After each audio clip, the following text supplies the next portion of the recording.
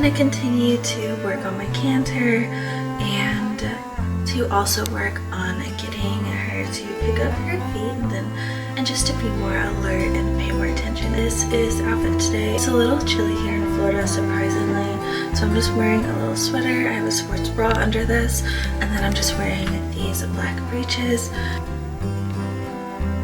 and then of course this little belt. Good morning. Good morning.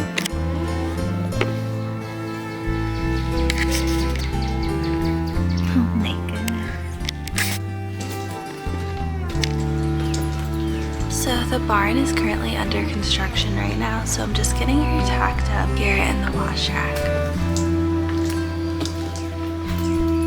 Hey guys, welcome back to my channel.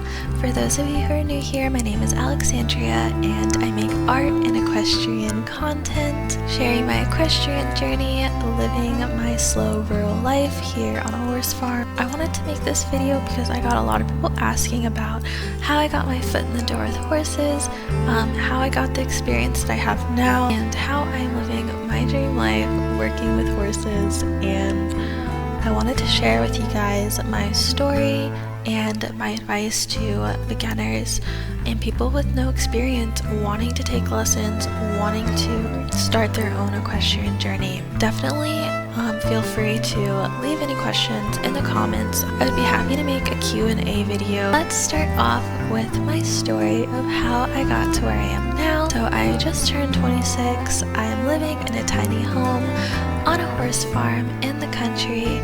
I am teaching beginner riding lessons to students, and I myself am riding about 3 times a week.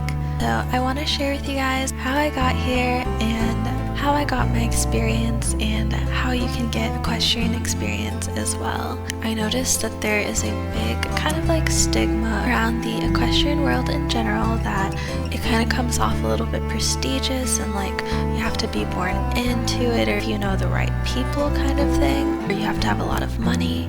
And yes, having a horse, taking consistent lessons, it is expensive, but honestly I feel like most sports are. But instead of spending a lot of money kind of like consistently, I feel like I'm spending more of like big chunks of money. Like I'm making investments into my equestrian journey, whether it's buying a new helmet, buying new boots, buying breeches, or riding attire. It feels more like I'm making an investment. But I do not make that much money. I don't even work that much right now. Before, I was serving at a restaurant and I was making good money there, don't get me wrong, but I'm not making 6 figures a year. Before that, I was a vet tech for 5 years, and vet techs, as much as I loved my job, did not make much money. And I was very experienced and I worked over 40 hours a week, very long shifts, very long days. I was still able to find ways to incorporate horses into my life, as it's something I'm so passionate about. So I've always loved horses since I was very, very young. When I grew up, there was a farm right near my house that my mom would take me and my siblings to every day. We'd walk the farm, pet all the animals, and it was like open to the public, and they had like 4-H clubs and stuff too. It was really cute. I've actually been like looking for something similar like in different areas I've lived in, like here in Florida and also when I was in California, and I really couldn't find anything. So I think it was really cool that this little spot existed. But there was this beautiful farm, and there were 2 ginormous draft horses, Jessica and Jack. I still remember their names, and I would go pet them and feed them every day, and I just loved them, and they were so gentle and sweet. And I literally remember this, and this was when I was like 5, 6, and my mom would literally take me here like since I was born basically. So I grew up around these draft horses and handling them through the fence. Eventually, when I was old enough, they had little kid like 4-H club sessions and things like that, where they teach you to work with the horses and the other animals on the farm. And I got a lot of like good experience just understanding how to connect with horses and how to be around horses. Around the time that I was maybe like 12 through 14,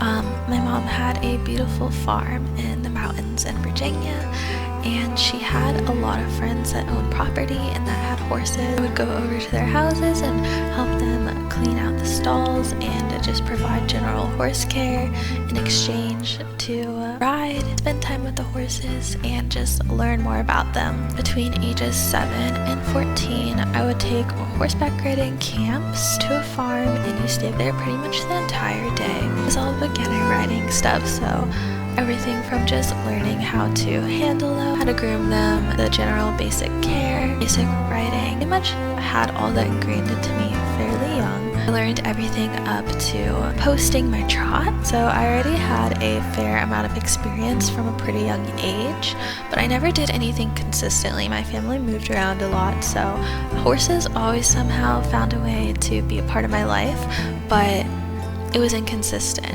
I hadn't really done much riding for a couple years until I moved to Florida. I started taking riding lessons again.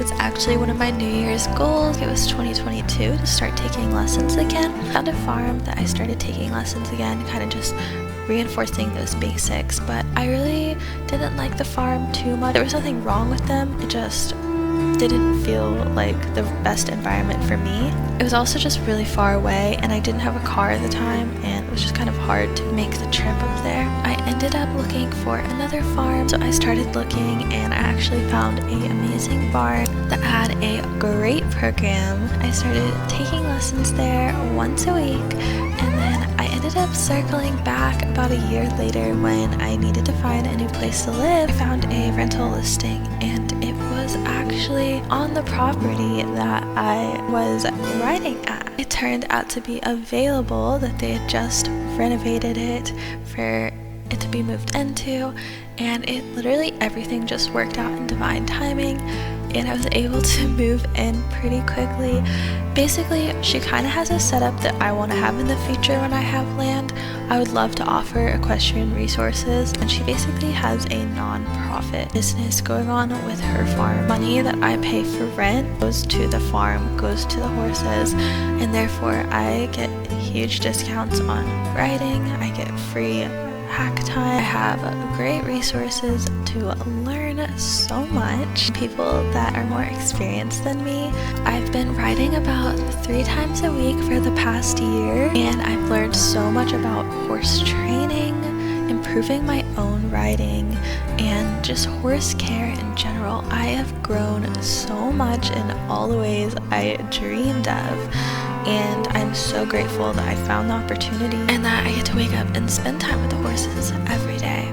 I was very lucky to find this situation. In my opinion, this was like the perfect situation. It was so perfectly aligned with my goals, given that I want land, I want to have my own homestead, I want to own my own horses, and I want to be experienced enough to do those things, right? I don't want to be in the city, I want to be in a rural area, so I might not own my own property, I might not own my own land, I might not have my own horses, but I'm in alignment with those goals. I feel like this is basically preparing me for those big goals and for those next steps of having my own property, learning to run my own property, all the logistics that go into it, learning to own horses and their needs, all the different things that can go right and all the different things that can go wrong. I have learned so much, and I'm so grateful for that. That's how I got to where I am now, living in my tiny home, living on a horse farm, and now working with horses. I've been trained to teach and instruct beginner lessons, and I've been doing that consistently, and I've learned so much through teaching. I still have a little bit of imposter syndrome because I feel like although I'm more intermediate now, there's still so much that I can always learn. There's so many things I don't know, and I always just feel like this. Even when I was a vet tech, there's always something new you can learn. Even though I was very experienced assisting vets in surgery, I was drawing blood, doing treatments, saving animals from life-threatening situations. Still feel like there's just always something I can learn. So, but you know what? I feel like that's also like having that mindset is how I've learned so much. Like I show up to each experience open to learning. Never show up to things having the mindset that I just know everything. I'm always looking to expand on the knowledge I already have and learn from people that know more than me. I feel like I've grown so much by thinking like that and just being open-minded in that way. So that is how I got to where I am now. Good morning. So I woke up to best news ever. Mink had her baby. It's a baby girl. I just got back from the store. I got her some apples, her favorite. And I also got her some carrots as well. She deserves it. She's such a good girl. A lot of people ask me like what I recommend for getting back into horseback riding or getting into riding as a beginner with no experience, and as somebody that's also been teaching beginners, having zero to little experience, and now they are confident riders more than possible. Definitely a matter of finding a good barn with people there that are willing to teach you things. Definitely just looking at what is in your community. Facebook is a good place to go because they have a lot of equestrian groups that you can find that are like localized to your area. Looking up like equestrian centers near me, horseback riding near me, that is where I'd recommend to start. And then also just doing a lot of research on what things you'll need to invest in. I was riding in yoga pants and jeans before I bought my first pair of breeches. Some of the breeches that I have I literally got off Amazon, and they were like $50, and they literally do the trick. They're comfortable. I ride in them all the time. They haven't fallen apart yet, but it's not necessary. It is not necessary. What is necessary is a helmet and having comfortable, proper boots to ride in. So I'd say like boots and the helmet are going to be the most expensive. A lot of yards have helmets that you can borrow there if you don't have your own helmet yet. It is necessary. Safety always first. You never know what can happen, and you do not want a head injury. You do not. Also, the difference between English and Western style riding.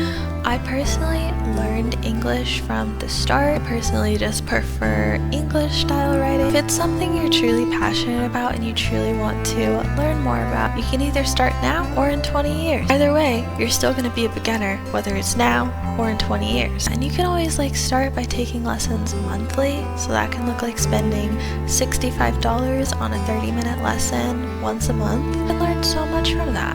That is my story, guys. That is how I am where I am now. That is my advice for people trying to get started on their own equestrian journey. Hope you guys enjoyed this video. Hope you learned something from this, and I will see you guys next week. So have a really big update with this foal. Definitely stay tuned. I'm going to be making a big announcement video. I'm literally on the edge of my seat about it. Sometime in the next week or two, that video will be out. I hope you guys enjoyed this video and have a wonderful week.